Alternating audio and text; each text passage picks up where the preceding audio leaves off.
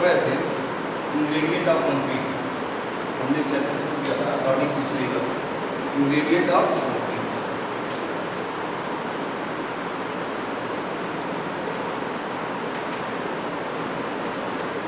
Ingredient of concrete,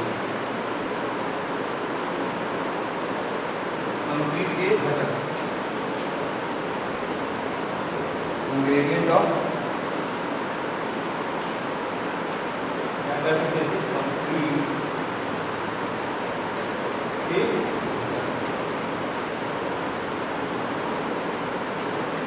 पिछले lecture में मैंने डिस्कस किया था कि कंक्रीट के घटक वास्तव में क्या काम यूज करते हैं। कंक्रीट को हमने बेसिक जो भी परिभाषा थी या उससे संबंधित जो भी चीज़ें जुड़ी हुई थी कंक्रीट के निर्माण में, उसको हमने डिस्कस कर लिया था पिछले लेक्चर में। तो एक बार फिर से मैं बताना चाहता हूँ कंक्रीट के घटक हर बार हमें डिस्कस करने लगे, क्योंकि कंक्रीट का जो निर्माण है इन घटकों से ही मिलकर होता है। तो हम कंक्रीट के घटक की बात कर लेते हैं। सबसे पहले क्या है, सीमेंट है, सीमेंट है। उसके पश्चात क्या है, मिलावा, आपका मिलावा है। उसके पश्चात पानी। ये तीन मुख्य चीजें हैं, इससे हम कंक्रीट का निर्माण करते हैं। कंक्रीट के निर्माण में ये तीन चीजें जो हम अलग अलग चीजें यूज कर रहे हैं, जो मिलाकर हम कंक्रीट का प्रयोग करते हैं, तो इनका असल में वर्क क्या है कि जो आपकी जो सीमेंट है वो क्या है, बंधक करता है, बंधक करता है, बॉन्डिंग मटेरियल है। उसके पश्चात आपका जो मिलावा है वो दो भाग में बटा हुआ, मैंने पहले ही बताया था पहले। एक है नहीं मिलावा,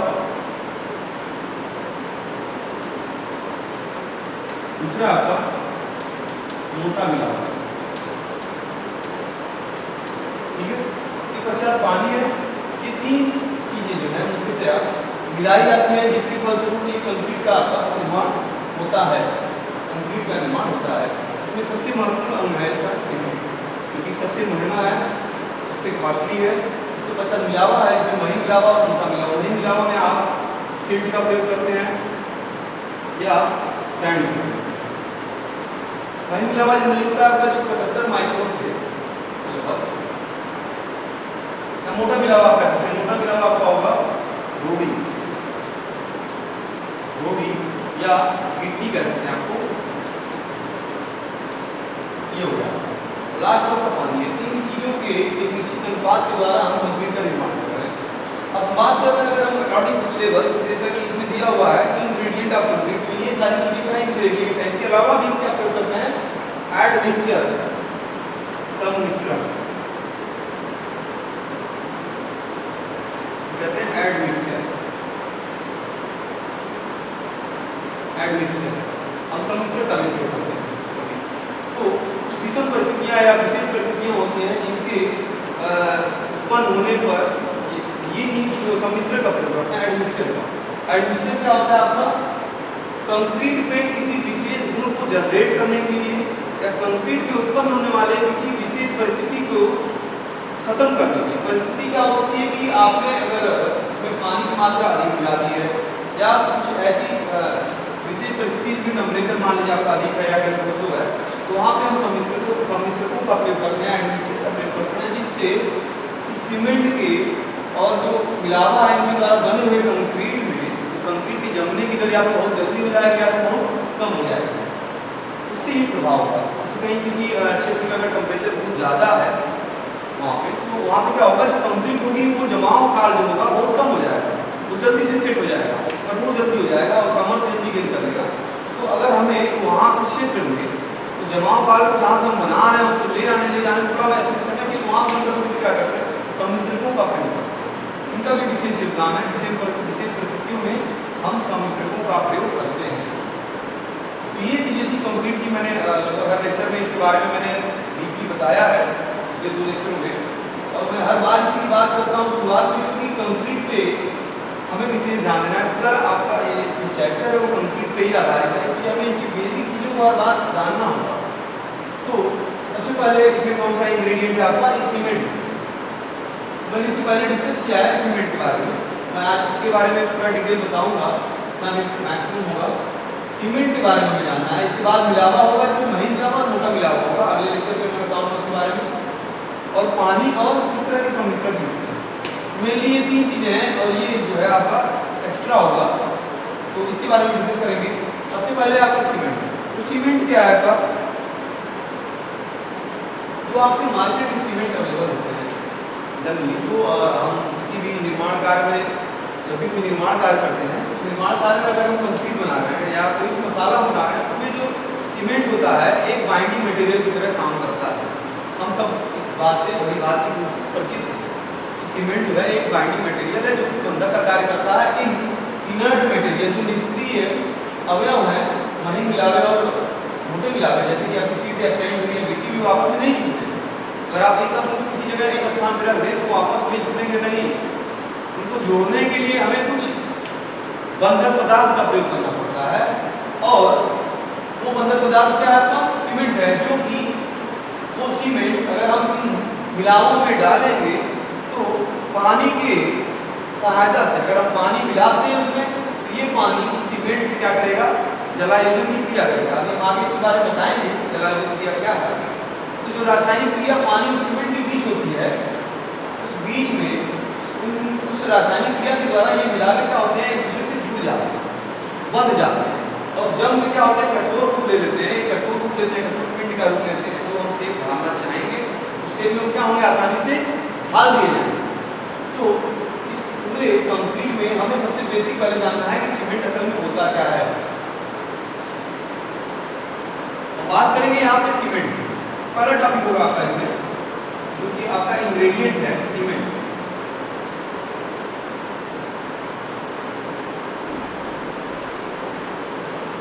बात करेंगे किसी सीमेंट, यहाँ से हम लिखते हैं इसको सीमेंट।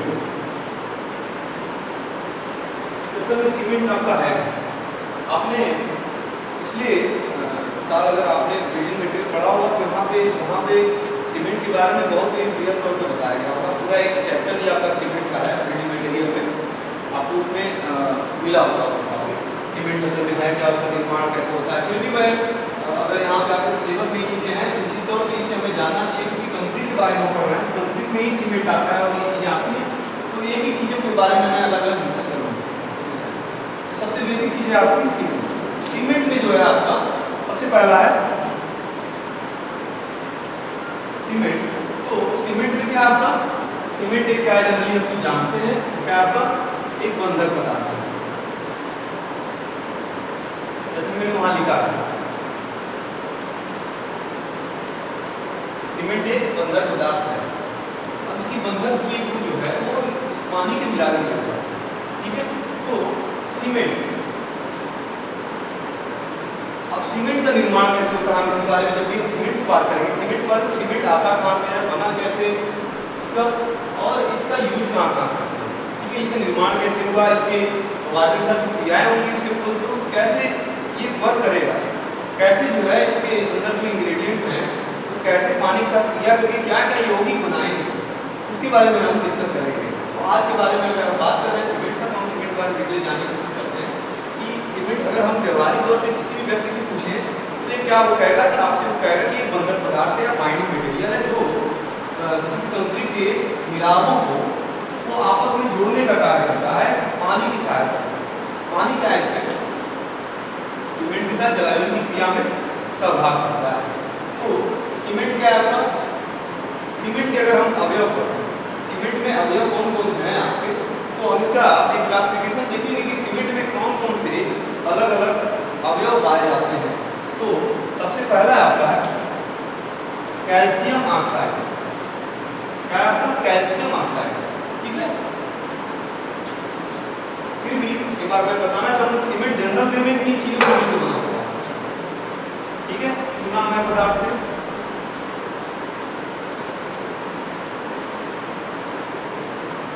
दूसरा आपका सिलिका युक्त पदार्थ,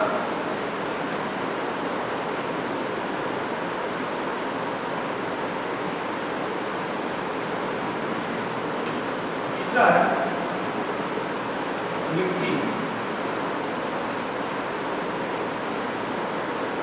मिट्टी युक्त पदार्थ या मृतिका कह सकते हैं, कभी इसको मृतिका भी कहते हैं, मृतिका।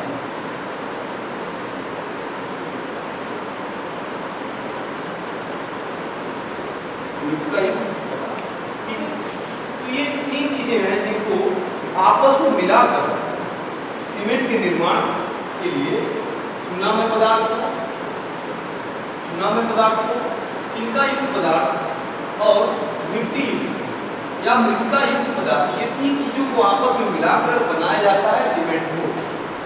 ठीक है, तो इसमें सबसे ज्यादा पोर्शन किसका होता है? चूना युक्त पदार्थ। तो इन चीजों को पीसा जाता है, चूना युक्त पदार्थ, सिलिका युक्त पदार्थ, मिट्टी युक्त पदार्थ को, ये सभी इंग्रेडिएंट को एक साथ पीसकर इनको रोटरी भट्टी होती है, रोटरी ड्रिल होती है, उस भट्टी में इसकी स्लरी बनाते हैं। स्लरी मतलब क्या है कि पानी से इनकी स्लरी बनाई जाती है। इसका एक तरह से कह सकते हैं कि हम पानी से संयोग कराया जाता है। उस पीसे हुए पाउडर को पानी में मिला के एक पेस्ट की तरह बनाया जाता है और उस पेस्ट को हम एक रोटरी भट्टी होती है जिसका टेम्परेचर 250 से 1700 डिग्री टेम्परेचर होता है, ऊपर से नीचे की तरफ बढ़ता जाता है। और उस टेम्परेचर वाली भट्टी, हाई टेम्परेचर भट्टी में हम इस स्लरी को डालते हैं। इस स्लरी को जब हम डालते हैं तो वहाँ पे क्या होता है, इस चूना युक्त सभी पदार्थ का जो भी स्लरी है उसका क्या होता है? कैल्सिनेशन प्रोसेस होता है, निस्तापन की क्रिया जिसे कहते हैं, निस्तापन।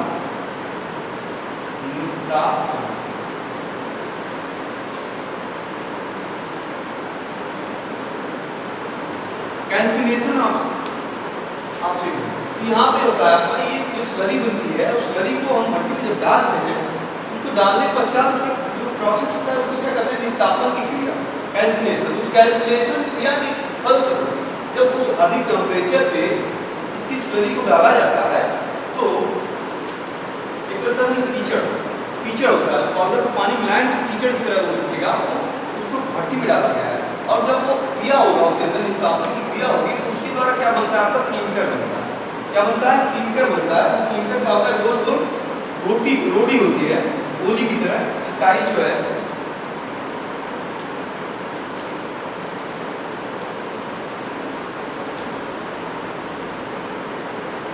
5 से 10 mm, इसकी साइज होती है 5 से 10 mm।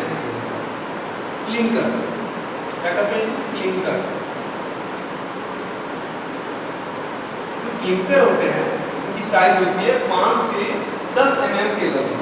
और जो भट्टी का टेम्परेचर है जिसमें इस स्लरी को डाला गया है उसका टेम्परेचर कितना रखा जाता है? 250 से 1700 डिग्री सेंटीग्रेड। इतने हाई टेम्परेचर पे आने के पश्चात इसका रूप ले लेती है, क्लिंकर का रूप लेती है। तो जो क्लिंकर होंगे उस भट्टी से बाहर निकाल के हम उसको क्या करते हैं? फिर उसको पीसते हैं। फिर से जितना महीन होगा उस क्लिंकर को हम जितना महीन पीसेंगे वो उतना ही अच्छा सीमेंट माना जाएगा। वो क्लिंकर जितना ही फाइन होगा, मतलब ये हम कह सकते हैं कि जो फाइनेस होगा, फाइनेस या महीनपन इसका सीमेंट का, फाइनेस ऑफ सीमेंट। इस क्लिंकर की पिसाई से हमें जो पदार्थ प्राप्त होगा, जो अवयव प्राप्त होगा उसको हम क्या कहेंगे? सीमेंट कहेंगे। ठीक है, तो उस सीमेंट में हम क्या करते हैं? हम अलग से क्या मिलाएंगे? उसमें जिप्सम मिलाएंगे। क्या मिलाते हैं? जिप्सम। जिप्सम कितना होता है आपका? 3 से 5% हम जिप्सम को मिलाते हैं। इस जिप्सम को मिलाने का फायदा क्या है? ये इसके जमाव काल को बढ़ा देता है।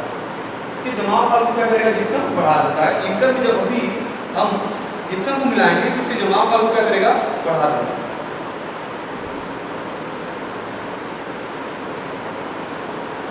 उसके पश्चात हम बात करते हैं फाइनेस। तो फाइनेस जो आता है आपका सीमेंट का, फाइनेस ऑफ सीमेंट, तो जितना ही महीन होगा जो क्लिंकर हम पीसेंगे वो जितना ही महीन होगा वो उतना ही ज्यादा प्रभावी होगा। प्रभावी किस मायने में? कि उसकी सामर्थ्य मतलब कि उसकी जो जमने की क्षमता है और उसके पश्चात जो उसकी सामर्थ्य, जो कंप्रेसिव स्ट्रेंथ आएगी वो उसकी बहुत ही हाई होगी किसी कम महीन वाले सीमेंट की अपेक्षा। इसलिए हम जो सीमेंट होगा, जो क्लिंकर होगा, उसको महीन पीसेंगे, उसमें साथ ही साथ क्लिंकर में क्या मिलाएंगे? जिप्सम मिलाएंगे 3 से 5%।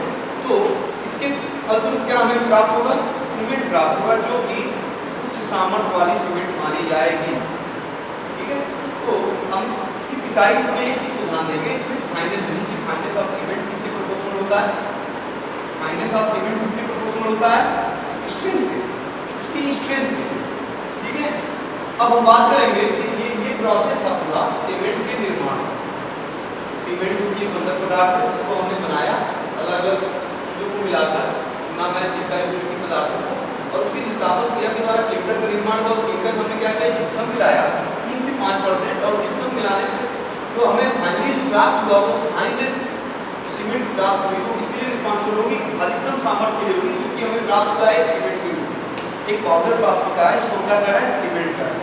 ठीक है, और इसका नाम जैसे पोर्टलैंड सीमेंट आपने बहुत सुना होगा। पोर्टलैंड नाम क्या पड़ा? इंग्लैंड में एक जगह है जहाँ पे पोर्टलैंड है, वहाँ पे एक खान है, उस खान में जो पत्थर पाए जाते हैं उसके गुण, उसके जो गुण है, उसकी जो प्रॉपर्टी है इसके गुण से मिलती जुलती थी, यानी कि इसमें बाइंडिंग प्रॉपर्टीज थी उस पत्थर के पिसाई के दौरान। तो जो प्रॉपर्टीज थी उसकी ज्वाइंट रहे होंगे वो सीमेंट से मिलते हुए, इसीलिए इसका नाम जो है पोर्टलैंड रखा गया।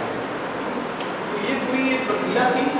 बात कर रहे थे सीमेंट के घटक के बारे में। सबसे पहला था आपका सीमेंट। सीमेंट के बारे में हमने वीडियो देखा, तो सीमेंट के निर्माण की प्रक्रिया हमने जब देखा तो उसमें अलग अलग चीजों मिलाकर सीमेंट का निर्माण हुआ।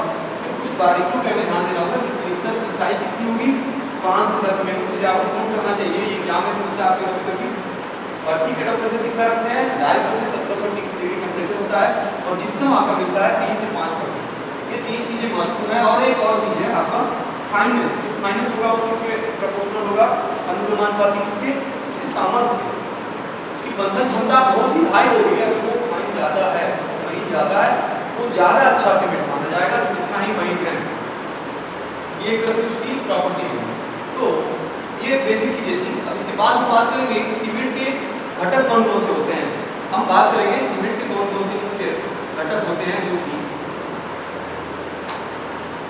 उसका ब्यौरा देखते हैं। क्या क्या चीजें किन चीजों से मिलकर सीमेंट बना हुआ है। अगर चाहे तो आप इसको नोट कर सकते हैं, पॉइंट जितने भी हैं आप एक नोट के रूप में। बाकी चीजें मैंने डिस्कस कर दिया, आप वीडियो के द्वारा समझ सकते हैं।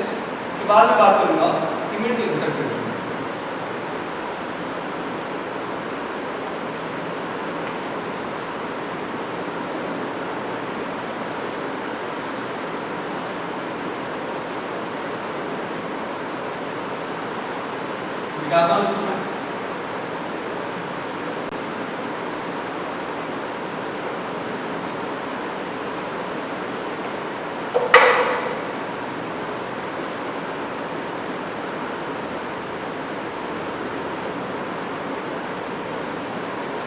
अब हम बात करेंगे सीमेंट के घटक।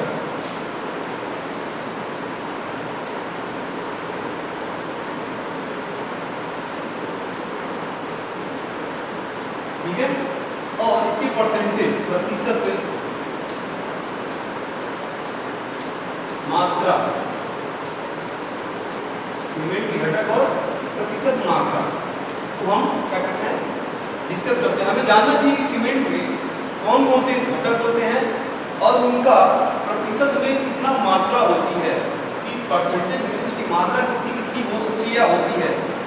मैंने शुरू में ही आपको बताया था कि चूना या सिरका या मिट्टी के पदार्थ होते हैं, इनको मिलाया जाता है। इन तीनों में सबसे ज्यादा मात्रा किसकी पाई जाती है? चूना युक्त पदार्थ में जाती है। तो हम घटक की जब बात करते हैं तो सबसे पहले हम नंबरिंग करके तो बात करते हैं। नंबरिंग डायरेक्टली हम बताते हैं कि कैल्शियम ऑक्साइड CaO, कैल्शियम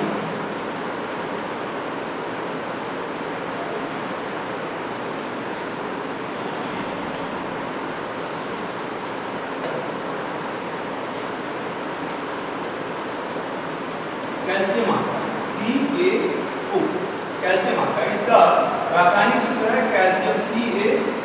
ठीक है, तो ये होता है आपका 60 से 65%।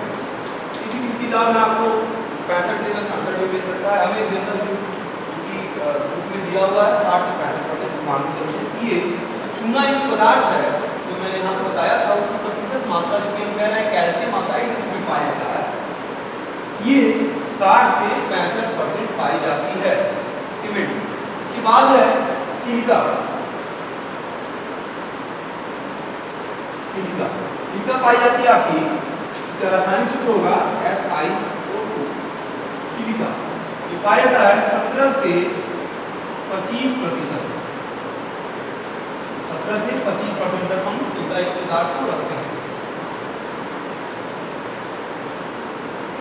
सिलिका युक्त पदार्थ को 17 से 25% रखते हैं। इसके पश्चात है आपका एल्यूमिना। एल्यूमिनियम Al2O3, इसका रासायनिक सूत्र है Al2O3, aluminium oxide. Aluminium trioxide. यहाँ पे एल्यूमिना जो है आपका ये रखा जाता है आपका 3 से 8%। Al2O3 आपका होता है 3 से 8%। इसके पश्चात है जिप्सम। जिप्सम के बारे में मैंने यहाँ पे डिस्कस किया था। इसको अलग से मिलाया जाता है इसमें। तो ये जिप्सम होता है आपका 3 से 5% तक। इसके बाद लाते हैं हम iron oxide. Iron oxide, iron oxide, iron oxide आपका होता है रासायनिक सूत्र इसका Fe2O3। Fe2O3 आयरन ऑक्साइड ये होता है आपका 0.5 से लेकर 6% तक आयरन ऑक्साइड होगा। इसके बाद होगा आपका मैग्नीशियम ऑक्साइड।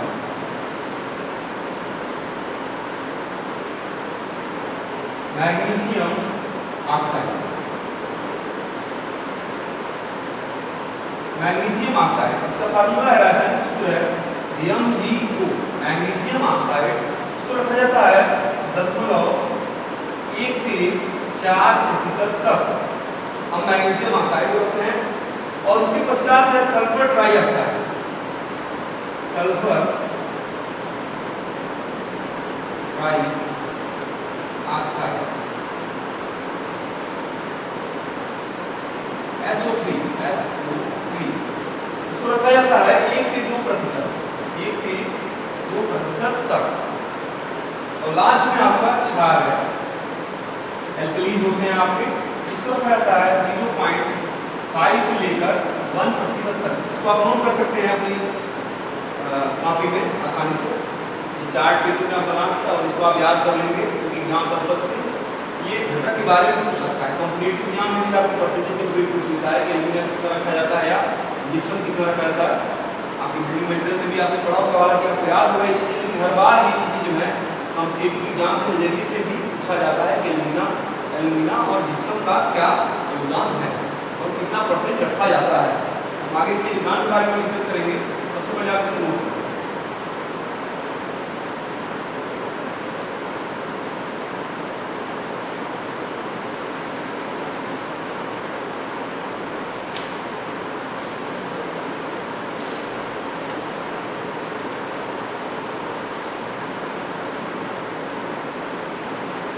यहाँ पे जिप्सम का फार्मूला जो है CaSO4 कैल्शियम सल्फेट।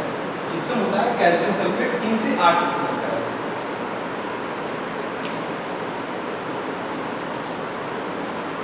ये घटक थे इसको हम डिस्कस कर रहे थे अभी तक। सीमेंट का होता है कि सीमेंट का जो कंक्रीट में सीमेंट यूज होता है एज ए बाइंडिंग मटेरियल, उसमें घटक हमने पढ़ लिया कि सीमेंट कैसे बनता है, क्या क्या मिलाते हैं और क्या प्रक्रिया उसकी बनाने की। जनरल व्यू में मैंने देख लिया, आपने डिस्कस कर लिया है। उसके पश्चात हमने घटक के बारे में डिस्कस किया इसमें। जैसा कि यहाँ लिखा हुआ है, सबसे ज़्यादा मात्रा किसकी है? कैल्शियम ऑक्साइड की 60 से 65% हम मिलाते हैं। उसके पश्चात है सिलिका, इसका रासायनिक सूत्र HiO2 है, 17 से 25% हम मिलाते हैं। इसके पश्चात एल्यूमिना है Al2O3 3 से 8%।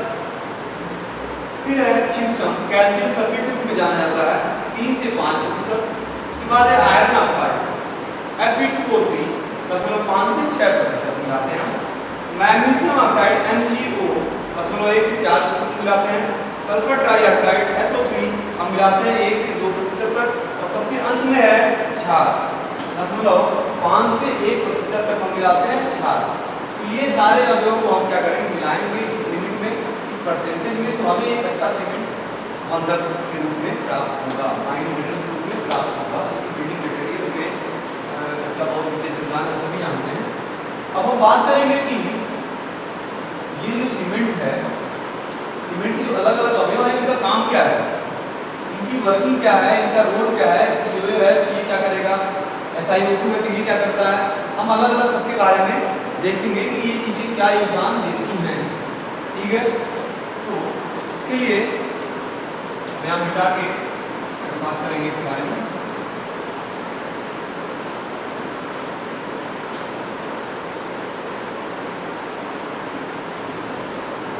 सबसे पहला है आपका कैल्शियम ऑक्साइड। पहला है आपका कैल्शियम ऑक्साइड। कैल्शियम ऑक्साइड क्या है आपका, जैसा कि हम देख पा रहे हैं यहाँ पे कि ये सबसे ज्यादा पूरे सीमेंट में सबसे ज्यादा परसेंटेज किसका है, 60 से 65% है। 60 से 65% तक इसको मिला है। ठीक है, तो ये तीन चीजों, ये जो कैल्शियम और ऑक्साइड का जो अवयव है रासायनिक फार्मूला कैल्शियम ऑक्साइड, इसमें 60 से 65% आपका सीमेंट में इसका योगदान है। और कैल्शियम ऑक्साइड क्या करता है आपका, तो सीमेंट को सामर्थ्य के लिए सामर्थ्य प्रदान करता है। इसका सबसे बड़ा रोल क्या है, ये सीमेंट को सबसे ज्यादा मात्रा होने के साथ ये सामर्थ्य देने का भी कार्य करता है। तो उसकी जो स्ट्रेंथ है उस सीमेंट की जो बाइंडिंग प्रॉपर्टी है उसको जनरेट करता है। और सामर्थ्य कैसे जनरेट होगा, जब वो अवयव जो उसके सीमेंट के कण होंगे रासायनिक क्रिया के संयोग से घटक आपस में अच्छे से जुड़ेंगे तो उससे उसकी सामर्थ्य क्या होगी, अधिक से अधिक पाई जाएगी। तो कैल्शियम ऑक्साइड क्या आपका सामर्थ्य प्रदान करता है सीमेंट। तो एक अच्छी बात है कि इसमें ये सामर्थ्य के लिए योगदान है, आपको योगदान देता है। और कैल्शियम ऑक्साइड सिलिका और एल्यूमिना से अलग अलग क्रिया करता है।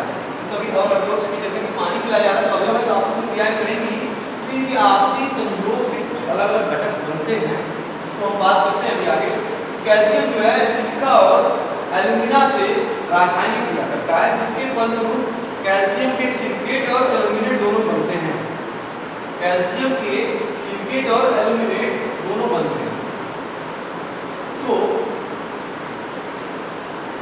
ये हो गया आपका कैल्शियम ऑक्साइड। इसके पश्चात है, अभी हम आगे कौन कौन से अवयव बनते हैं उसके बारे में हम डिस्कस करेंगे और उनका रोल भी देखेंगे कि कैल्शियम और एल्यूमिनियम के कैल्शियम और एल्यूमिनियम के कौन कौन से घटक बनेंगे रासायनिक क्रिया के फलस्वरूप, जो कि जलावजन क्रिया होगी पानी से संपर्क में आने के पश्चात। तो हम अभी बेसिक चीजें देख रहे हैं कि कैल्शियम ऑक्साइड का क्या योगदान है, सिलिका का क्या योगदान है, एल्यूमिना का क्या योगदान है। सबसे पहले हमने देखा कैल्शियम ऑक्साइड, इसमें हम जो है कैल्शियम ऑक्साइड में सबसे ज्यादा परसेंटेज है और इसके फलस्वरूप क्या है, सिलिका और एल्यूमिना से क्रिया करके ये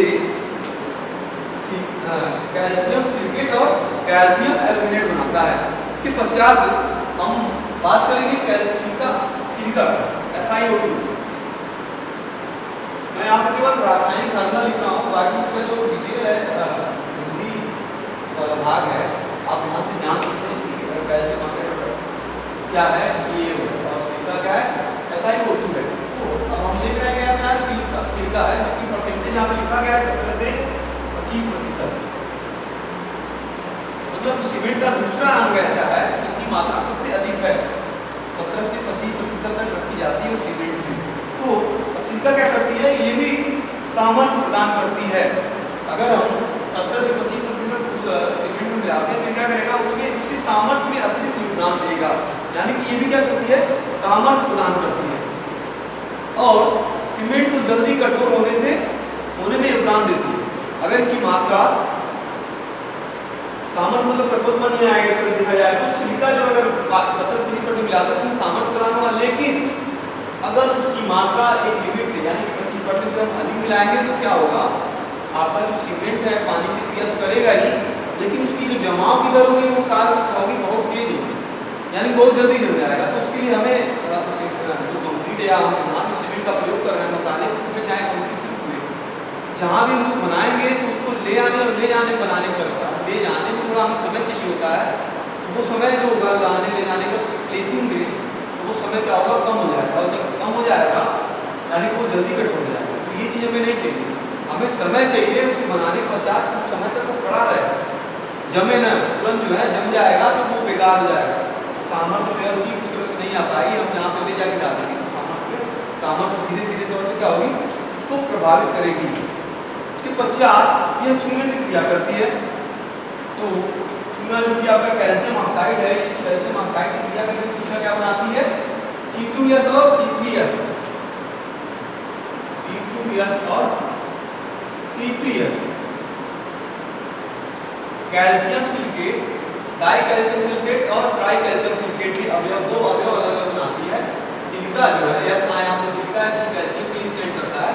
तो कैल्शियम ऑक्साइड से सिलिका जब क्रिया करती है तो ये दो अवयव बनाती है, कैल्शियम सिलिकेट और कैल्शियम सिलिकेट, यानी डाई कैल्शियम सिलिकेट और ट्राई कैल्शियम सिलिकेट, ये दो अवयव बनाती है। ठीक है, इसके पश्चात आता है एल्यूमिना, तीसरा है एल्यूमिना, Al2O3, एल्यूमिना। एल्यूमिना हम कितना मिलाते हैं? 3 से 8% सीमेंट में। एल्यूमिना 3 से 8% तक हम क्या करते हैं? मिलाते हैं। एल्यूमिना का योगदान क्या है किसी भी सीमेंट में मिलाने का पर्पस क्या है? एल्यूमिना जो आपका 3 से 8% मिलाते हैं, उसके मिलाने से क्या होता है? आपका सीमेंट शीघ्र जमने लगता है, यानी कि जो सीमेंट की मात्रा होगी, सीमेंट जो होगा रासायनिक क्रिया के दौरान जल्दी से जमेगा इसको मिलाने से। यानी कि अगर 3 से 8% आपका एल्यूमिना सीमेंट में उपलब्ध है तो क्या करेगा? जमने की शक्ति को क्या होता है? उसको बढ़ा देता है एल्यूमिना, यानी कि उसकी जो जमाव काल है वो क्या होगा? उसको घटा देगा, यानी जल्दी से वो क्या होगा? जम जाएगा, सेट हो जाएगा। अगर ये परसेंटेज 3 से 8% जो कि रखा गया है, इस परसेंटेज से अगर ये अधिक होता है तो क्या होगा? सीमेंट कमजोर हो जाएगा, यानी कि जल्दी जमेगा तो उसकी जो सामर्थ्य होगी क्या होगी? वो कम होगी। इसके पश्चात ये जब रासायनिक क्रिया करेगा कैल्शियम ऑक्साइड से एल्यूमिना जब रासायनिक क्रिया करेगा तो ये C3A क्या बनाता है? C3A, calcium try calcium aluminate का निर्माण करता है। Tetra calcium try calcium aluminate का निर्माण करता है। इसके पश्चात है आपका gypsum, CaSO4, calcium sulphate. Calcium sulphate हम कितना मिला रहे हैं? इसको हम जिप्सम कहते हैं। 3 से 5% तक मिला रहे हैं कैल्शियम सल्फेट को, 3 से 5% तक। तो कैल्शियम सल्फेट क्या करता है आपका? जैसा कि मैंने बताया था कि कैल्शियम सल्फेट को जब भी हम सीमेंट का निर्माण करते हैं, क्लिंकर को पीसते हैं, तो पीसते समय ही हम क्लिंकर में पिसाई के समय ही कैल्शियम सल्फेट को 3 से 5% तक मिला देते हैं उस सीमेंट में पिसाई के समय। 3 से 5% जब मिलाते हैं तो उसको फायदा क्या है? तो सोच के मिला रहे होंगे 3 से 5%। तो सीमेंट के जमाव काल को जो कि हम इसको मिलाने में घट जा रहा है, जल्दी जम जा रहा है, तो हमें कुछ ऐसा भी मिलाना होगा जिससे हमें जमाव काल थोड़ा बढ़ जाए। जब जमाव काल बढ़ जाएगा तो सीमेंट का जब प्रयोग करेंगे, जलंधर की जो क्रिया होगी वो क्या होगी? धीमी हो जाएगी। जो धीमी हो जाएगी तो जो जमाव जो होगा, जो उसमें कठोरता आएगी सीमेंट में, जो जमाव काल है, जो जमने की जो दर है, वो धीरे धीरे क्या होगी? स्लो हो जाएगी। जो रेट होगा स्लो हो जाएगा। जब स्लो हो जाएगा तो कंक्रीट को बनाने में और ले जाने में और बिछाने में हमें अतिरिक्त समय का लाभ होगा। हमें क्या होगा? उससे अतिरिक्त समय मिल जाएगा। इसीलिए हम क्लिंकर को पीसते समय ही जिप्सम को हम कितना मिलाते हैं? 3 से 5% मिलाते हैं। इसके पश्चात है आपका पांचवा iron oxide, Fe2O3, iron oxide या फेरिक ऑक्साइड कह सकते हैं इसको, Fe2O3। इसको मिला रहे हैं इस सीमेंट में 0.5 से 6% तक, 0.5 से 6% तक। जब भी हम आयरन ऑक्साइड मिलाते हैं सीमेंट में 3 से 0.5 से 6% तक, तो ये क्या करता है?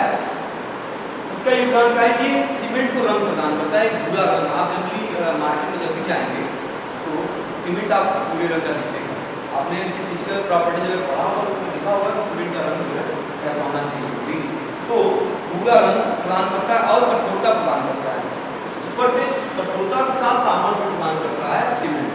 इसका योगदान आयरन ऑक्साइड का क्या है कि इस सीमेंट को भूरा रंग, कठोरता और सामर्थ्य प्रदान करता है। इसको मिलाते हैं कितना? मतलब 5 से 6% तक। और ये एल्यूमिना से क्रिया करके ये क्या बनाता है? एल्यूमिना से क्रिया करके C4AF।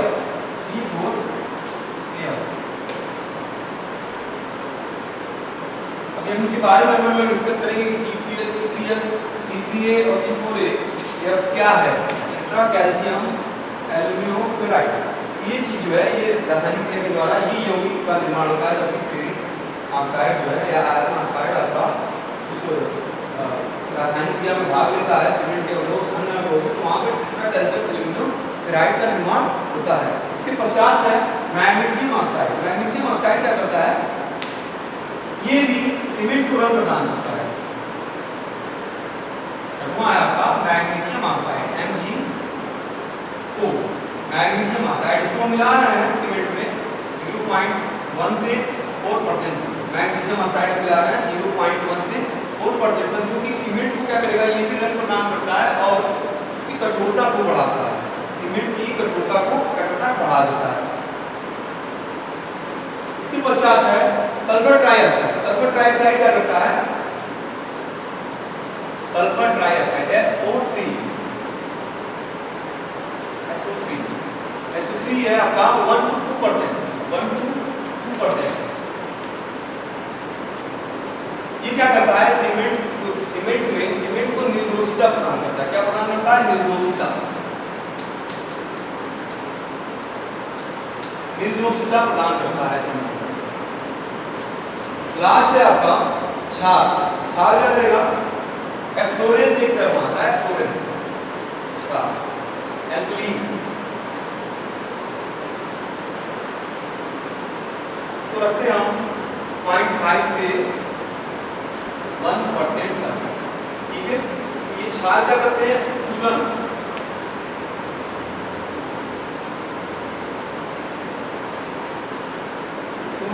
एक गुण होता है सीमेंट में, तो उस फूलन के जो है गुण को वो क्या करता है,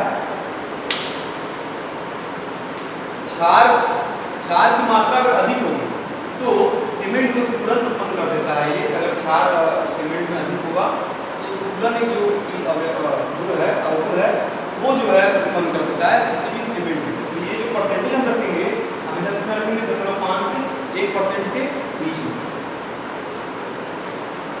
तो ये सारे परसेंटेज जो भी सीमेंट के घटक हैं, calcium oxide, silica, alumina, gypsum, iron oxide, magnesium oxide, sulphur trioxide, क्षार, और इनके परसेंटेज अलग अलग हमने डिस्कस किया और इनका योगदान क्या है। सीमेंट, कैल्शियम ऑक्साइड का क्या योगदान करता है, कितना प्रोटीन, सिलिका का क्या काम है, alumina, calcium oxide, calcium sulphate, iron oxide, magnesium oxide, sulphur trioxide, क्षार और फूलन। ये चीजें सारी जो है जितनी भी हमने पढ़ी हैं आपके एग्जाम पर्पज से बहुत इंपॉर्टेंट है। कभी कॉम्पिटिटिव एग्जाम देंगे जब भी आप, तो उसमें कभी कभी जो है कैल्शियम ऑक्साइड का परसेंटेज पूछ लेता है, सिलिका कितना परसेंट मिलाते हैं सीमेंट में, ये पूछ लेता है, या उसके घटक में पूछ लेगा कि कैल्शियम सल्फेट कितना मिलाते हैं और उसका प्रभाव क्या होता है, तो अधिक एक्सेस होने पे क्या होगा, या एल्यूमिना मिलाने के क्या क्या फायदे हैं, एल्यूमिना मिलाने से क्या होगा, एल्यूमिना परसेंटेज अगर इतना है या इससे अधिक होगा तो क्या प्रभाव पड़ेगा, मैंने इसके बारे में अलग डिस्कस कर दिया है।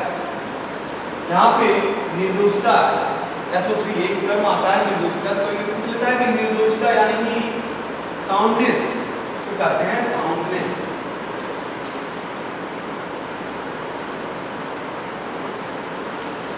साउंडनेस टेस्ट हम किसकी सहायता से करते हैं, लीच एंड ईयर ऑपरेटर, जो आपका लीच एंड ईयर ऑपरेटर होता है, उसकी सहायता से हम निर्दोषिता का गुण चेक करते हैं किसी भी सीमेंट में है कि नहीं।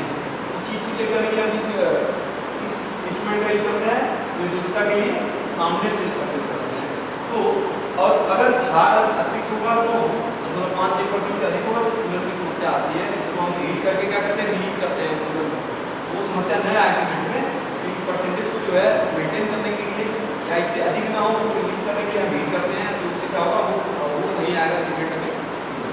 तो जहाँ पे कभी पूछ लेता है कि साउंडनेस टेस्ट किस ऑपरेटर्स की सहायता से करते हैं, तो हम वहाँ पे बता पाएंगे कि उस ऑपरेटर्स की सहायता से जिसका नाम है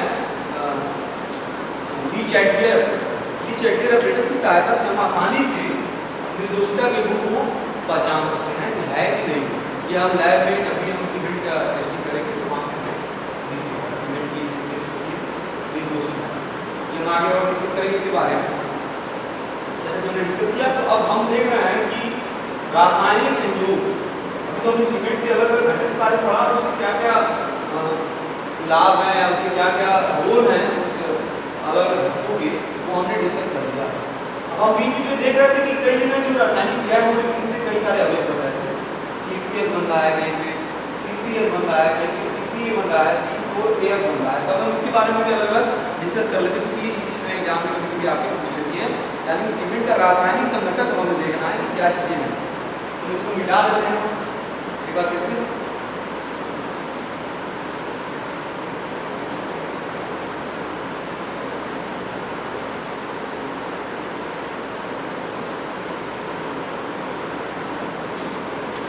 हेडिंग हुआ आपका सीमेंट का रासायनिक संघटन।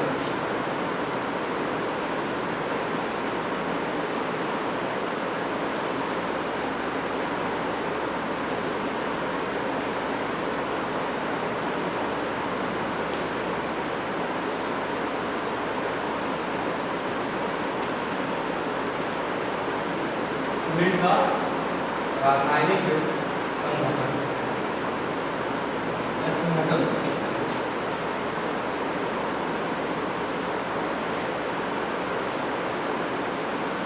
सीमेंट का रासायनिक संघटन है।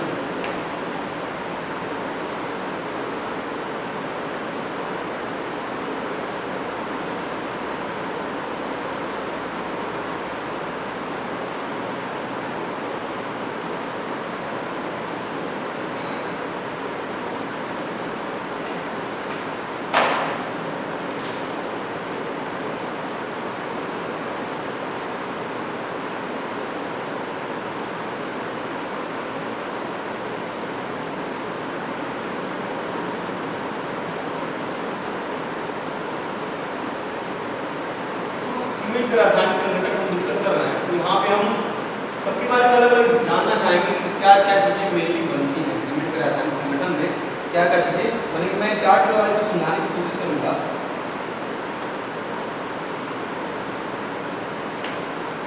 यहाँ पे लिखेंगे हम यौगिक का नाम,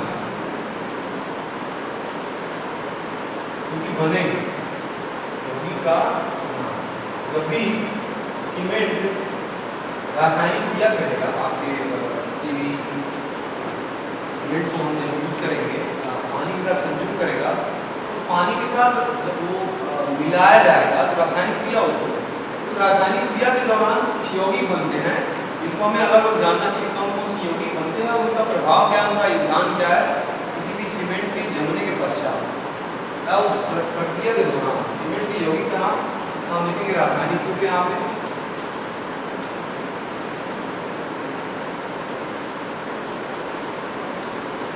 रासायनिक सूत्र लिखेंगे और लास्ट में इसका लिखेंगे लघु नाम, इंडिकेशन समझ सकते हैं लघु नाम, इसको शॉर्ट में हम याद कर पाएंगे। तो इस चार्ट के द्वारा हम समझने की कोशिश करेंगे क्या क्या अवयव बनते हैं, कौन कौन से यौगिक बनते हैं जिनको हमें जानना चाहिए और उनका योगदान क्या होगा। मुख्यतः चार यौगिक बनते हैं, चार यौगिक बनते हैं। सबसे पहला है ट्राई कैल्शियम,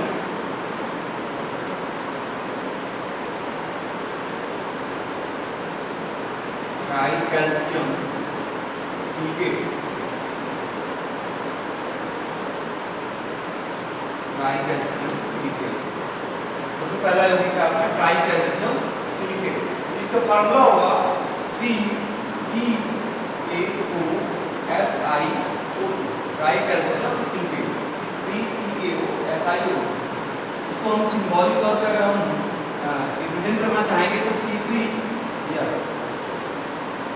इसका रासायनिक सूत्र का अगर सुलभ नाम जिसको हम याद करना अगर चाहें तो C3H के नाम से हम जान सकते हैं। इसको हम बॉब कंपाउंड भी कहते हैं कभी कभी, बॉब कंपाउंड लिख देता हूँ मैं, बॉब RH। ये जो यौगिक बनेंगे इनको कहते हैं हम R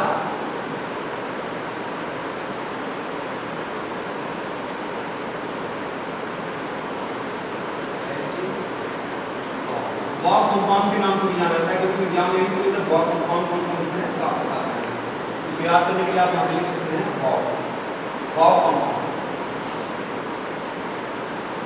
इसके बाद है die calcium silicate, die calcium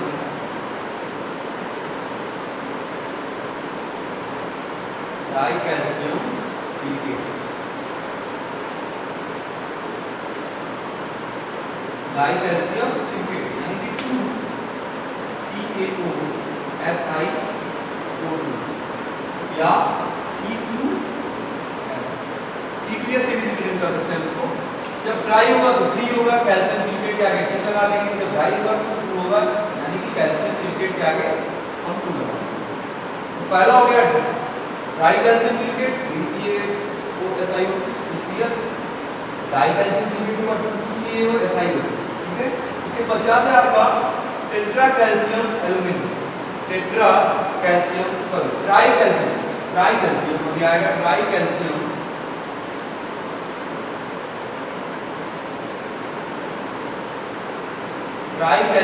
aluminium,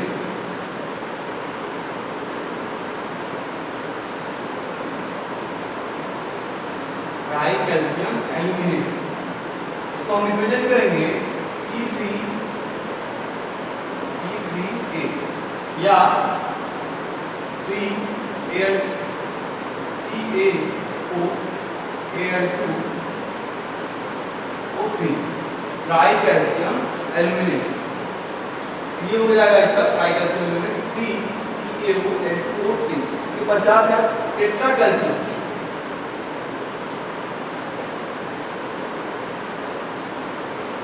tetra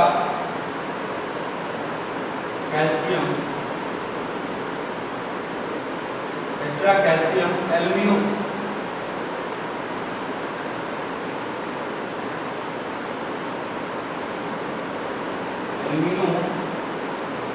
ferrite.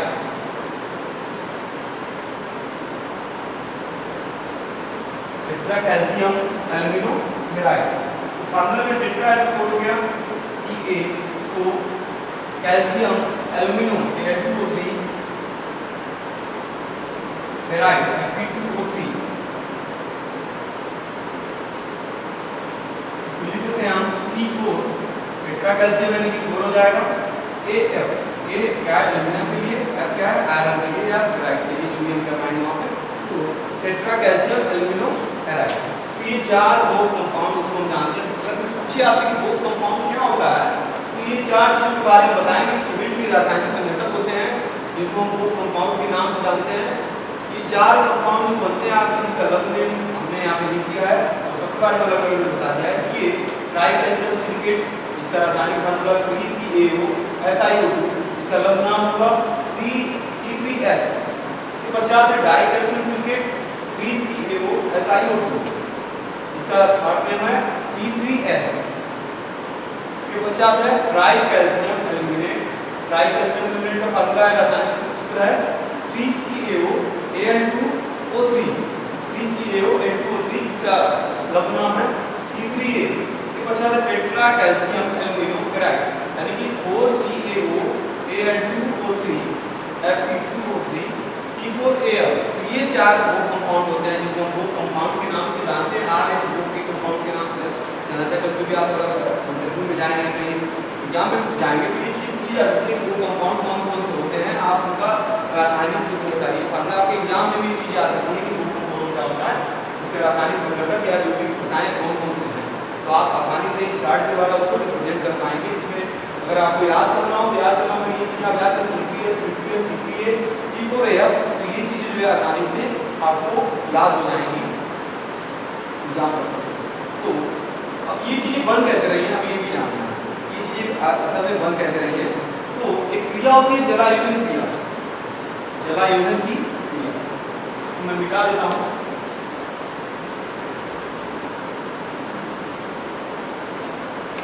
Cement का जलायुधन,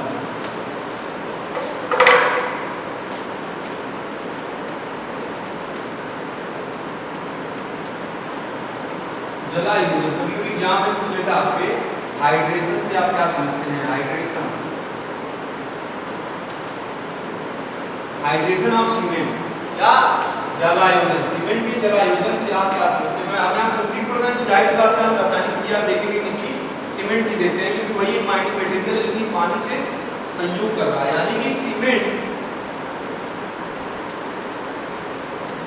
जब पानी में मिलाया जाएगा क्या होगी, रासायनिक क्रिया होगी।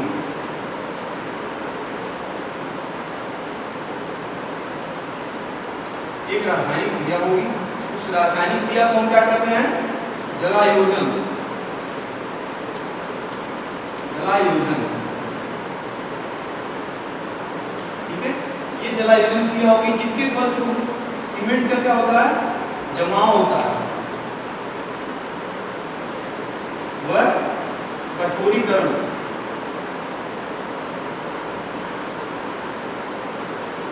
उससे क्या प्राप्त होगा? हमें सामर्थ्य प्राप्त होगा।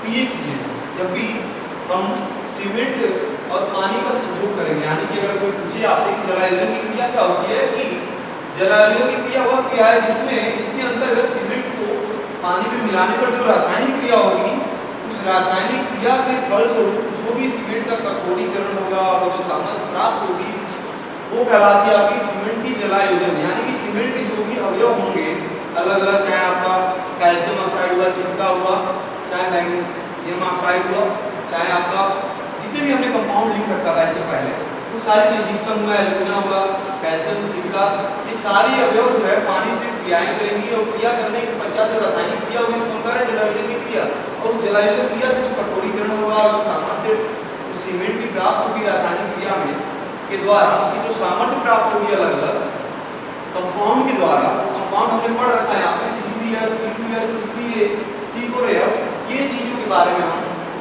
जब ये चीजें अलग अलग अपना रोल निभाती हैं, पार्ट निभाती हैं उसके जमाव के दौरान और उसको सामर्थ्य प्रदान करती हैं, तो कहलाती है आपकी जलायोजन की क्रिया। एक साधारण तौर पर अगर कहें तो जलायोजन क्या है? एक रासायनिक अभिक्रिया है सीमेंट और पानी का, जिसके फलस्वरूप सीमेंट सामर्थ्य और कठोरीपन को प्राप्त करता है।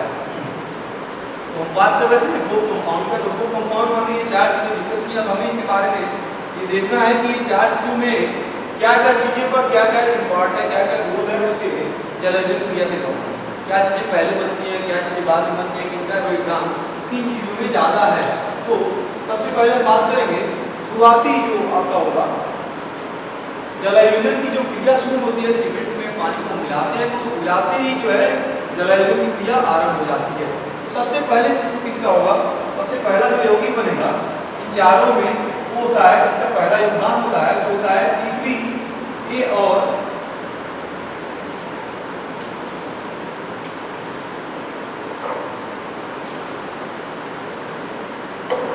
सबसे पहले हम बात करेंगे C3A और एंड C4A।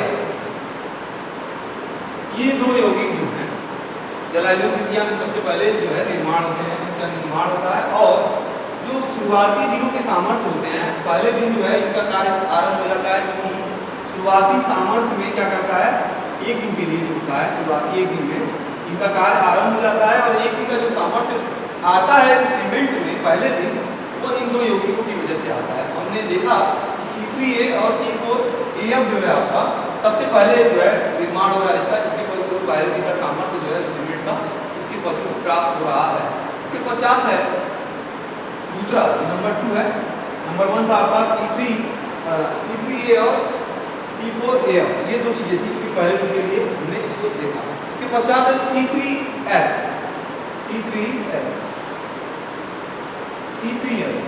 इसका योगदान आता है C3S का दूसरे नंबर पे, जो कि अगले इसके पश्चात एक दिन के पश्चात जो कि सामर्थ्य प्राप्त होगा उस सीमेंट की जलायोजन क्रिया के दौरान जो सामर्थ्य प्राप्त होगा, अगले 28 दिनों तक ये क्रिया चलती है, लगभग 28 दिन मान के चलते हैं।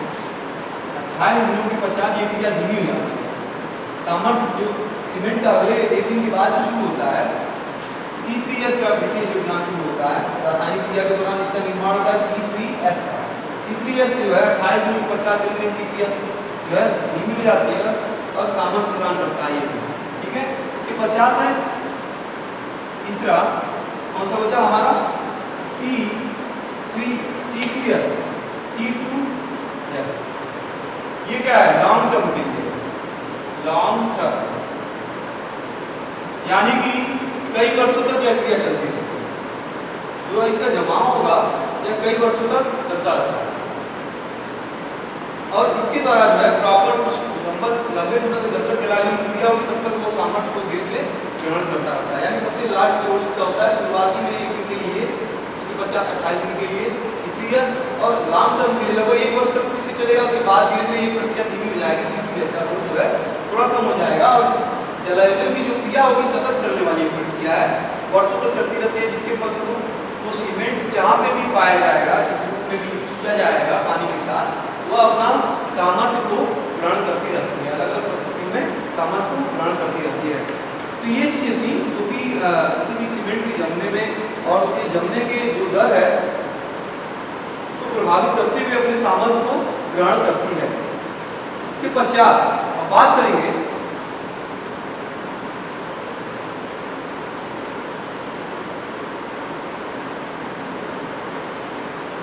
जलायोजन क्रिया के दौरान निकलने वाली ऊष्मा। हम बात करेंगे जलायोजन क्रिया के दौरान निकलने वाली ऊष्मा का।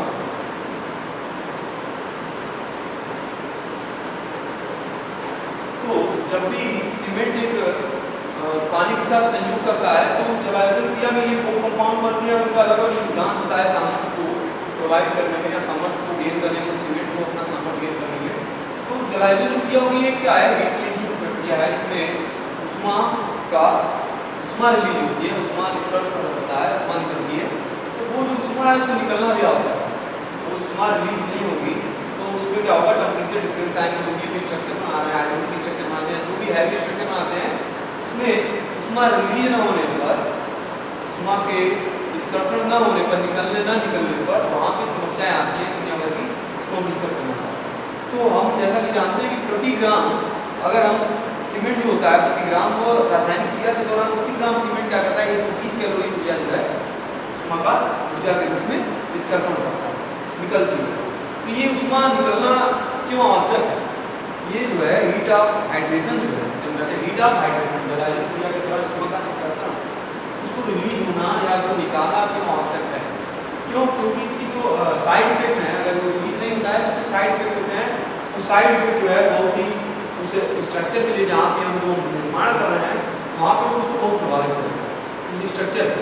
तो इसको ध्यान में रखते हुए जब भी हम जलायोजन क्रिया हो रही है तो वहाँ पे हम उसके हीट ऑफ हाइड्रेशन के लिए हम विशेष तौर पे ध्यान देंगे। आफ्टर कंस्ट्रक्शन, निर्माण के पश्चात हम उसके हीट ऑफ हाइड्रेशन के रिलीज पर ध्यान देंगे, क्योंकि अगर हीट ऑफ हाइड्रेशन रिलीज नहीं होगा तो टेम्परेचर डिफरेंस की वजह से उस स्ट्रक्चर में दरारें पड़ सकती हैं, क्योंकि उस बिल्डिंग की स्थायित्व के लिए और उसके सामर्थ्य को कहीं ना कहीं प्रभावित करेंगे और फेल होने की संभावना भी बढ़ जाती है। वो दरारें क्या होगी, पानी निकलने का एक माध्यम बन सकता है। तो उन चीज़ों पे हमें विशेष ध्यान देना होगा, क्योंकि हीट ऑफ हाइड्रेशन की बात करते हैं। तो इसके पश्चात है आपका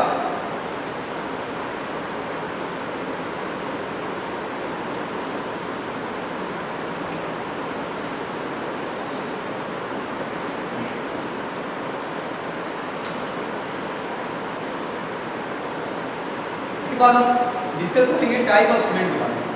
टाइप ऑफ सीमेंट क्या होता है, जैसे हमने अब सीमेंट की बनाने की प्रक्रिया हमने देख लिया, अकॉर्डिंग टू सिलेबस सीमेंट के बेसिक चीज़ों को हमने जान लिया है कि सीमेंट बनता कैसे है, सीमेंट में क्या क्या चीज़ें मिलाई जाती हैं, सीमेंट पानी से क्रिया करेगा तो क्या क्या कंपाउंड बनेंगे, क्या क्या उसके यौगिक बनेंगे, उन यौगिकों का योगदान क्या होगा और हर एक अलग अलग यौगिक का सामर्थ्य में कितने दिन तक कब तक की क्या क्या चीज़ें प्रभावित रहेंगी या प्रभाव करेंगी। और जब वो यौगिक कार्य अपने पूर्ण कर लेंगे तो उसमें जो ऊष्मा रिलीज उसके बारे में हमने यहाँ पर डिस्कस कर लिया है, ऊष्मा का क्या योगदान होगा, ऊष्मा रिलीज का क्या योगदान होगा और चीज़ें क्या है। इसके बाद हम डिस्कस करेंगे सीमेंट के अलग अलग प्रकार क्या होता है। अगले लेक्चर पे हम बात करेंगे कि सीमेंट के अलग अलग कौन कौन से प्रकार होते हैं, उनका क्या क्या यूज है, हम उसके बारे में डिटेल में पढ़ेंगे। उसके पश्चात हमारा आएगा यौगिक मिलावट के बारे में डिस्कस करेंगे। आज के लिए फिलहाल इतना ही हम